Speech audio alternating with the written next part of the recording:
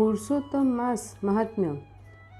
विघ्न विनाशक एवं सर्व रिद्धि सिद्धि प्रदायक गणेश जी, पुरुषोत्तम भगवान श्री कृष्ण जी, संपूर्ण सृष्टि का पालन करने वाले भगवान विष्णु, ज्ञान की दाता सरस्वती जी, सब पुराणों के कर्ता श्री व्यास जी तथा सभी ज्ञानी जनों के चरण कमलों में नमस्कार करके भगवान की श्रद्धा और भक्ति रस में डूबे पुरुषोत्तम मास महात्म्य की कथा कहता हूँ।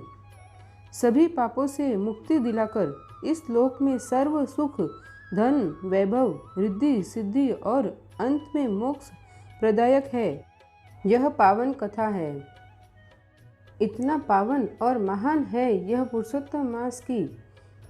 इसके महात्म्य की यह कथा स्वयं भगवान नारायण ने देव ऋषि नारद जी को अपने श्रीमुख से सुनाई थी। बाद में यह कथा राजा परीक्षित एवं सूत जी महाराज ने सुखदेव जी से सुनी थी। बाद में सूत जी महाराज ने यह कथा नेमि सारण्य में 88,000 ऋषि मुनियों को सुनाई थी।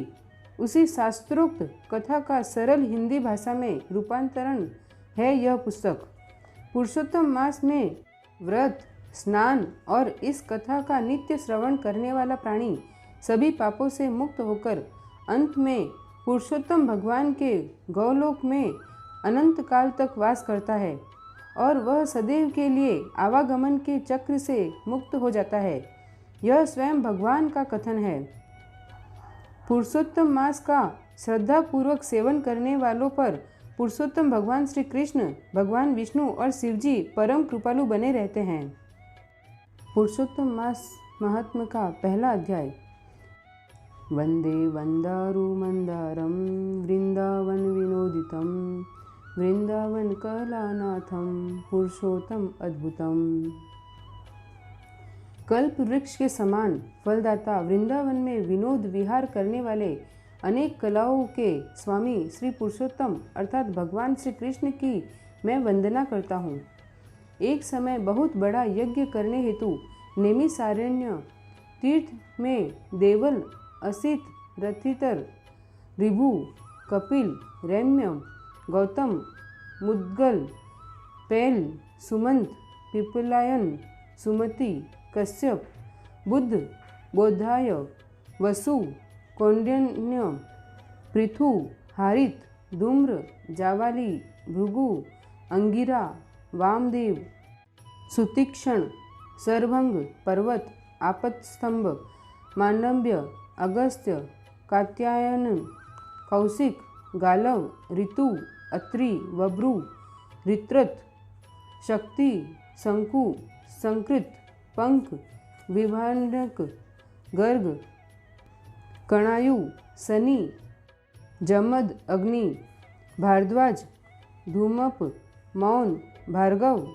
कर्कश, सौनक, सतानंद, विशालाक्ष, विष्णु, वृद्ध, जजर, जंगम, जय, पार, पाराधर, पूर, महाकाय, जैमिनी, महाग्राव, महाबाहो, महोदर, महाबल, उद्दालक, महासन, आर्त, आमलक, प्रिया, ऊर्ध्वबाहु, ऊर्ध्वपाद, एक पाद, ऋभु, शांडिर, करुण, काल, कैवल्य, कलाधर, श्वेतबाहु, रोमपाद, कक्तु, कलाग्नि, रुक्तग, श्वेतास्वतर, सरभंग, पृथ्वश्रवा, दूधर, उग्रशील, जलासी, पिंगल आदि ब्रह्मनिष्ठ और वेदपाठी ऋषि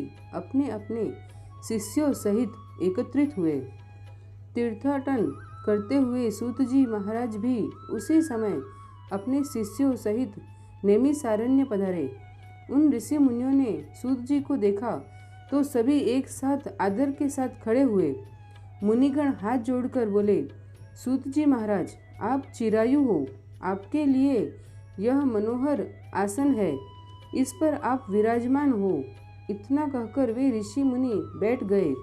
सूत जी के सुख से विराजमान होने पर ऋषि मुनियों ने सूत जी से विनम्रता पूर्वक कहा, हे सूत जी महाराज, आप जिस कथा को सर्वश्रेष्ठ सागर रूप मानते हो और जो भव सागर से पार लगाने वाले हो, आप वह कथा हमें सुनाने की कृपा करें।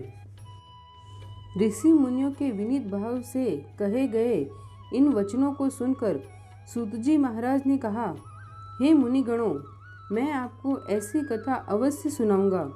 मैं सभी पुण्य तीर्थों का भ्रमण करता हुआ कुरु और जांगल देशों में होता हुआ हस्तिनापुर जा निकला था। वहाँ मैंने सुना कि महापुण्यात्मा राजा परीक्षित अनेक मुनियों सहित अपने राज्य को त्याग कर गंगा तट पर आए हैं। हे ऋषिजनों, मैं वहाँ अपने मन की शंकाओं के समाधान हेतु गंगा जी के तट पर राजा परीक्षित के निकट गया।